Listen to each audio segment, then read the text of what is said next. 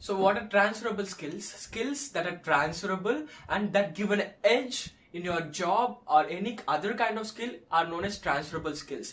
Transferable skills are of three types: skills with people, skills with data, and skills with things. Skills with people. People who are good at communicating or people who are good at leadership qualities is known as transferable skill of people. And second, skills with data. People who are good at organizing events or planning is their strength. And third, skills with things. Some people are very good at painting, some people are very good at writing, that means holding pen, or some people are very good at managing some machinery tools. Those things are their transferable skills. So I'm not saying you need to have all those things, but if you are familiar with some transferable skills, become top 1% in that skill, and that will give you a lot of edge, because in these days quality matter and only quality have more and more attention.